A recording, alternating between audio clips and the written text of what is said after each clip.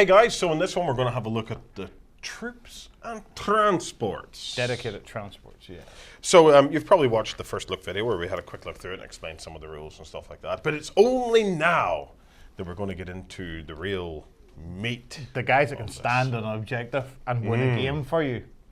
So, as before, you don't have an awful lot of choice when it comes to troops. You have your Necron warriors, rocking in at 65 points for 5, and you may include up to 15 additional Necron warriors for 13 points per model. And if you check that, Daryl, I think that's a whopping 5 points less than they were previously. 18 previously, and the only difference was previously they got a 3-up save, where now they've got... Let's compare stats, because I'm just curious. Weapon skill 4. 4. Ballistic skill 4. 4. Strength 4. 4. Toughness 4. 4. Wounds 1. Yes, 1. Initiative 2. 2. Attacks 1. 1. Leadership 10. 10. Save 4+. 3+. So by dropping 1 point of save, we're saving 5 points. 5 points a model, so on a unit of 20, you're saving 100 points. That's not bad. Yep. That's not bad, considering that the we'll be back is, what it's called now, reanimation protocols is a bit more straightforward. Yeah, it's better. I think it's slightly stronger than it was previously. I think it's slightly stronger as well, and you can always chuck somebody in with a resurrection orb, which takes that down to a 4+. 4+, yep. Basically reanimation, you get it all the time, no matter what. The question has to be asked though, can you buy that dude for 100 points? I would say yes. I reckon you can. I reckon you can too. So that they've done a nice job on this. So these are unit type infantry. That means that they can take objectives. They've got Gauss flares, which is pretty much what they always have. Yep. These glance the Gauss flares, do they? Or? All the Gauss weapons glance everybody on a roll of a 6, no matter what armor you have. They have the special rule reanimation protocols, which I've just described. And they can select either a Ghost Arc or a Night Scythe as the dedicated transport. And we'll come to that just in a second, because the next troop choice you have are Necron Immortals. These guys, for a squad of 5, are rocking in at 85 points, and you can include up to additional 5, making a 10-man or Necron unit for 17 points per model. A massive drop of 11 points, 28 points previously. Well, let's compare the stat lines just to see what's changed. So weapon skill 4. 4. Ballistic skill 4. 4. Strength 4. 4. Toughness 4. 5. Oh-ho. Wounds 1. 1. Initiative 2. 2. Attacks 1. 1. Leadership 10. 10. Save 3. 3. So the only thing it's dropped is toughness by 1 point. Yep. And you save 11 points a model on that. That is unreal. That's that's almost enough to buy you a warrior for each immortal. You can almost get a warrior and an immortal now for the same price it costs for an immortal. That is nuts. Yeah. Let me give you a little bit more detail on it. Again, it's infantry, so it can... It's troops is the main thing. Yeah, it is troops. It has reanimation protocols as well. So as well as that 3+ save, it gets a 5+, I'm going to get up and kick your ass. Exactly. It may include up to 5 additional models for 17 points per model, and the entire squad may exchange Gauss blasters for Tesla carbines for free. There's a bit of balance to be had here. The Gauss weapons, again, glance everybody in the 6, but the Tesla weapons have the chance of getting a lot more shots off. Yeah, if they roll 6s. If they roll 6s and they roll the hit, they get an additional 2 hits, so each weapon that rolls a 6 gets 3 hits rather than 1. Now, Tesla carbine, let me just jump to the back of the book. Tesla carbine is 24-inch range, strength 5, AP dash, assault 1, Tesla. So it means you can move and fire at full range. You can move and fire at full range, but it is only getting 1 shot. Well, it may get extra shots. Yeah, well, here's the thing, right? That's a unit of 10 guys. How many 6s are you going to roll on 10 dice? 10 dice, you would hope to get maybe almost 2, yeah. The odds say you get at least 1 and probably a 2nd. Now, if you could do it on a squad of 20 warriors, that's a lot of potential 6s. This is, it's not so many. I'm not sure I would swap the Gauss blasters for the Tesla carbines in this instance, but you know what? Well, the thing with free, the Gauss blaster so it doesn't matter. I believe the Gauss Blaster's rapid fire. Yeah. So Well, let check me just that out double there. check Just that, check. make I sure. believe it's Yeah. rapid fire. They've changed it from Assault 2 to rapid fire. Yeah, Gauss Blaster's 24-inch, strength 5, AP4, rapid fire Gauss. The thing with the AP4 is it's getting rid of saves of all them guys with 4-up saves, all them Eldar, Tyranids, a lot of them with 4-up saves. It's getting rid of guardsmen and things like that there. But the other weapon has the advantage of being able to move and still fire that 24 inches. Yeah. You know, so there is a balance to be had there. It's up to you guys. What would you is prefer? definitely one up to you guys. Stick it in the comments below what you would prefer on that. So that's your two troop types. Now it gets even more interesting. We get on to the funky We vehicles. get on to the transports. So kicking off, we have one that I just want to get out of the way because it's not the most interesting. This is the Catacomb Command Barge. It's the one the Lord has a vehicle to himself. A chauffeur driven. 2 chauffeurs, is it? Oh yes, he has 2 chauffeurs there. To drive You his know, command it's, barge. Wom wom. He has some. Wom. He has, By your command. yeah, by your command. It has some cool rules. He can make attacks out of his command barge. He can sacrifice some wounds to repair weapon destroyed and immobilized on his command barge. But are you going to sacrifice some wounds on your Lord to keep your vehicle moving? Well, definitely not for weapon destroyed, but here's the thing. yes, for the immobilized. Rocking at 80 points. You'll find it on page 52. So let me just quickly show you this bad boy. So there it is there. That's what it kind of all looks like. All right. Let me give you the rundown on this, because if you're going to take a Lord, maybe you want to pimp out your Lord, right? It's got armor 11 all round. However, it does have that quantum shielding, which means 13 it's really. armor 13 at the front and side anyway. It has a Tesla cannon, which means that, it's got the Tesla special rules, so any 6s are going to count as either 2 or 3. 6 or 7 for the cannon, something like that. Yep, unit type vehicle, fast, open-topped, skimmer. So if you've got a fighty kind of Lord, he could jump off that bad boy and assault. Yes. The question is, we'll have to wait till we talk about HQs to see if we've got a fighty enough Lord to do it. Exactly. He has to be a pretty tasty Lord to be able to jump across the board by himself.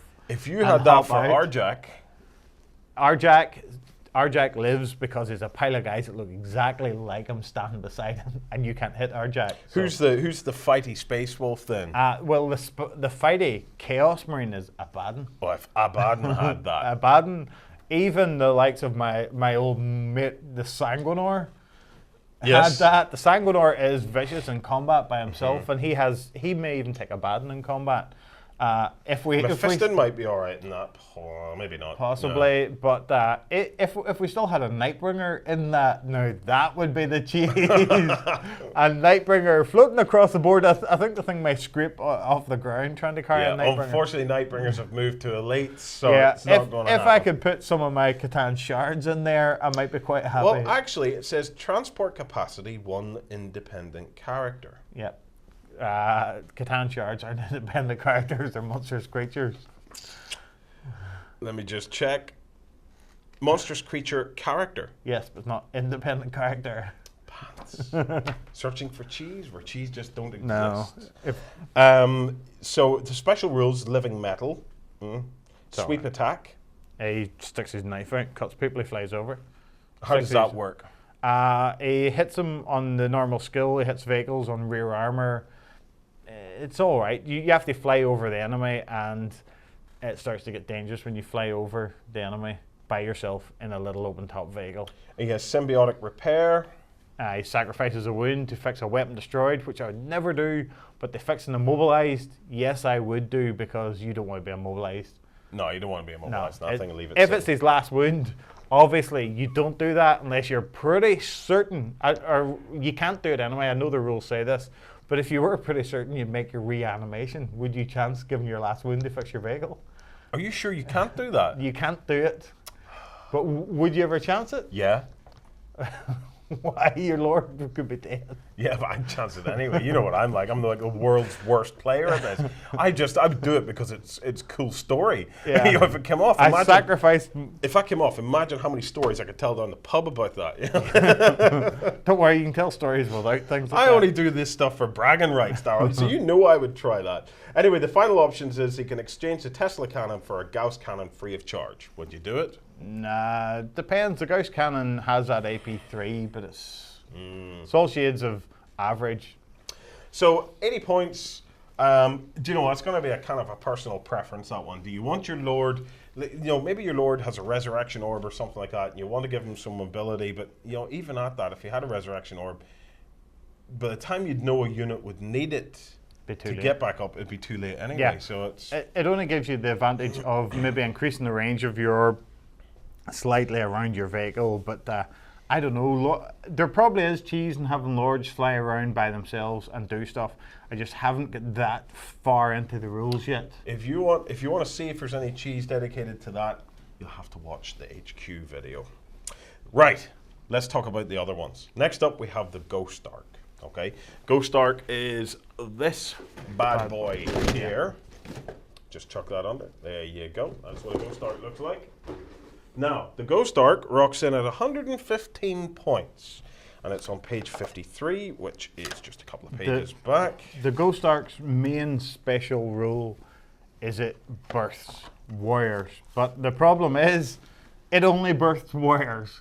And it can only carry warriors and basically the lords and the cryptex attached to them.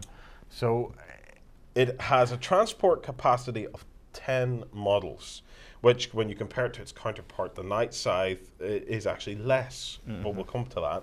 It has quantum shielding, so even though it's armor 11 all around, it counts as armor 13.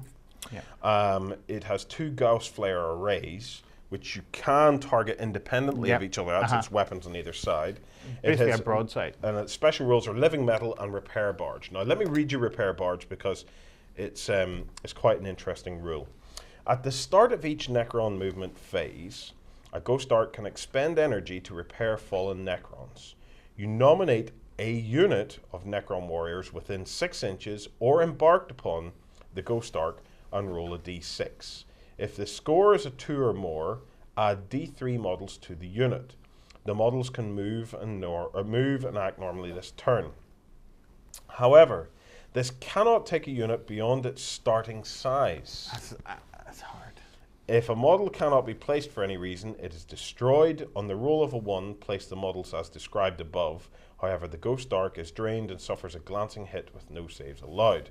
So, on the roll of a 1, I would still do it anyway. I couldn't care less, but you still get your Necrons. Yeah, so if this thing's going to be hiding at your side of the board and you really have no plans to move it, yes, if as your Necrons die, you just keep birthing more. I have a plan. Yes. I have a plan. Check this out, guys. Tell me what you think. So I have my Ghost Ark here at the back of the board. I have a monolith. Yeah, I'm going to place a monolith here at the back of the board facing my Ghost Ark. Okay? I'm going to place a monolith over there near something that you're going to shoot, or I'm going to move this monolith around the board. Okay? I suck off my a unit of 20 warriors, okay, through that monolith and bring them out the front and they shoot, right? Which is what they can do. So they stand there and shoot. Right? Okay. They get shot back at or assaulted or something, okay? And they get cut down a bit, all right? I use this monolith to suck them off there and back out here, back to where the Ghost Ark is, where the Ghost Ark takes a shot at repairing them, okay? In the meantime, I have another 20 Necrons sitting that I suck off through there. And then they get back in and start doing their shooting and stuff like that. Yeah. At which point I do a round robin. And I basically rotate them around and hopefully rotate them back and forth and move my monoliths around to direct battle. So my boys can shoot until they maybe have lost 2 or 3 guys, suck them back out, bring them back around here, send another crew through. It would work until I killed your monolith. Pants. I would kill this monolith or that monolith. Doesn't really matter because the guys who were here would then be stuck here. Well, if I killed that one, the guys that are here are stuck here. Yeah, they're stuck there anyway. Yeah.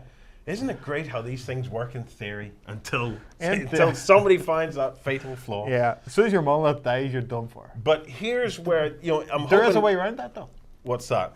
If you take your Cryptek with your unit of warriors and you give them a Veil of Darkness, Oh, ho, ho. and then you go, wish we're over here, we're shooting and dying, and then wish we're back, we're getting fixed.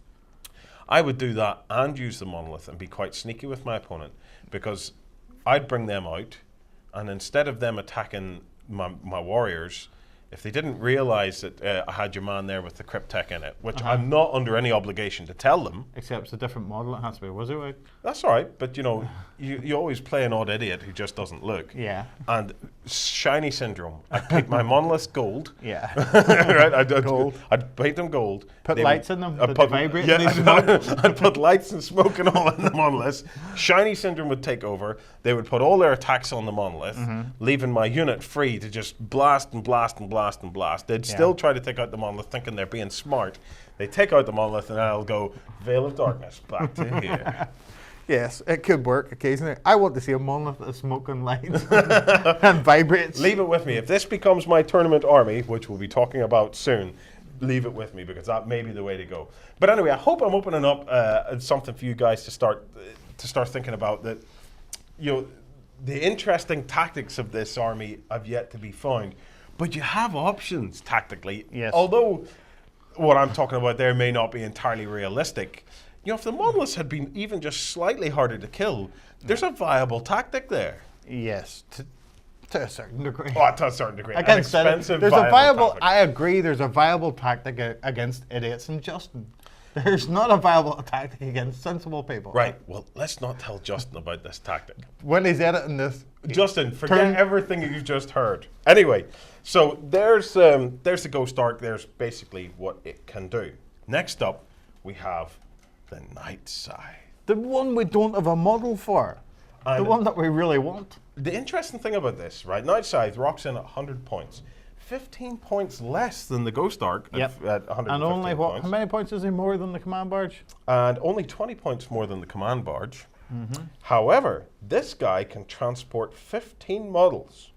Not only can he transport 15 models, if we go to his page number on page 51, you learn that he can actually transport 15 standard warriors, or flayed ones. Or guys on foot. Anything basically. infantry. It can carry jump infantry, but each model will take up 2 points of transport capacity, so 7 jump infantry models. Or it can carry jet bikes, and up to 5 jet bikes, because each model takes up 3 points of transport capacity. So he can carry everything. When we come to talk about the actual fast attack units, which you have to watch that video because the cheese is in the fast attack side, Tomb Blades are rocking at 20 points apiece. They're like the Necron jet bikes. Yeah. Only uber shooty and killy. This Night Scythe, which is a bit like the Doom Scythe, which we have been ranting and raving about, it's this thing here, can carry 5 jet bikes. 5 jet bikes, and also it doesn't have a door, it has a portal on its A underside. wormhole. Yes, which means you deploy them anywhere within 2 inches of your base. I may be taking a huge wild guess here, but I reckon it'll have the same sort of base As a Storm Raven. as a Storm Raven and a Valkyrie, Valkyrie, and Vendetta. So that's a big base. So being able to deploy 2 inches anywhere within that, there's cheese to be had. There is cheese to be There's had cheese there. to be Doug. had You there. can go out to either side or wherever you Yep. want on that. So the option to carry anything, I would say this is the Millennium Falcon of Necrons, because was it not a ship that smuggled and carried stuff Yeah. everywhere across the galaxy? This is it. You can stick anybody in this. And if the great thing would be if you didn't have to give the other guy your army list. yeah, if he didn't know what you had in it. Anything can get into it. Is it cheating, Daryl, that whenever you set up your army off the board, that you kind of set 20 Necrons beside it, or 15 Necrons beside it, then you deploy it and you leave your 15 Necrons there, but you've given the impression that they were going to be in that, but then it's actually, whenever it comes out, you just drop 5 bikes out of it. Yes, pretty much. You generally have to tell the other guy, well, if I didn't have to tell you what was in my transports, and you didn't tell me what was in yours, I would go with that. Yeah.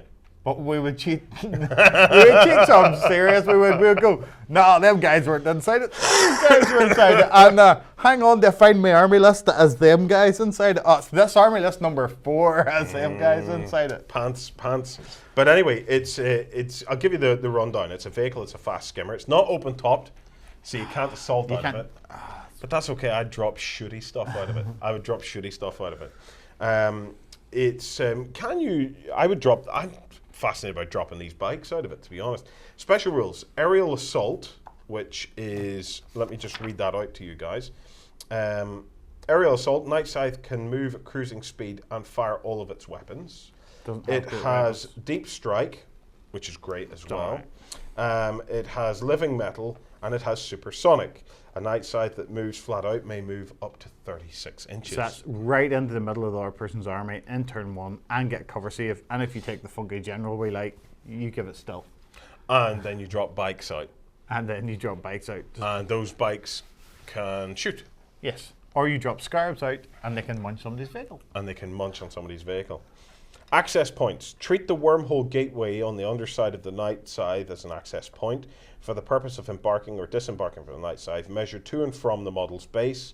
For example, models wishing to embark within a Night Scythe can do so if at the end of their movement all models of the unit are within 2 inches of the Night Scythe base.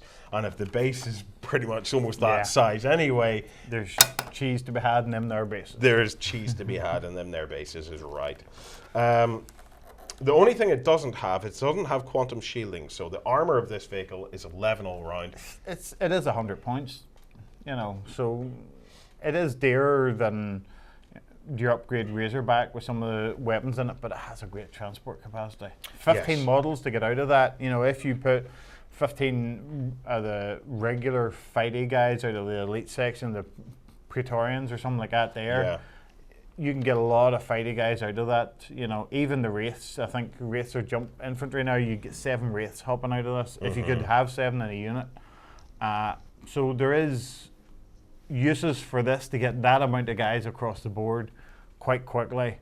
You know, 36 inches in turn 1, even if you're playing Spearhead, you can get them pretty much to most places you want them to be. Yeah, when we come to actually do the elite section, there are options I can see there, definitely for taking the Night Scythe as a dedicated transport. So, you know, it's, as transports go, I'm all about the Night Scythe at the moment, although I do like the idea of the Ghost Ark birthing out some Necrons. The problem I have with the Ghost Ark is you would end up with full units of Necrons, you wouldn't be able to birth anybody else. Yes, but the other thing about the Ghost Ark is it worth it 115 points having a Ghost Ark and planting it on an objective with 20 Necrons and hopefully, you know, is it too fragile? If, you know, if it could birth out immortals that have the better, longer range shooting, yes, but then we're asking for... You're asking for too much. We're asking for too much. Birthing out warriors, set them on an advanced objective that you hope not to get assaulted with. Sit there and shoot, let the other guy shoot back at you, and hope they birth out guys repeatedly with your Ghost Ark. Problem is, how dangerous is it to take a glancing hit if you roll a 1? It's not that bad. The worst you're going to do to yourself is immobilize yourself or weapon destroyed. And if a skimmer gets immobilized, just settles down, or does it die? Some of them die, depending on, I haven't read their exact rules, but some of them die if they get immobilized. We need to double check that. Yeah. So, there we have it. Guys, that's troops and transports covered. Now's your chance to tell us what you think. And that's what the comments below are for. So get involved, give us your feedback, and tell us, you know, is there cheese to be had in them there bases? Oh, yeah. We definitely think so. Anyway, guys, thanks for tuning in. Looking forward to getting involved in the comments below and seeing what crazy stuff we can find. Take it easy.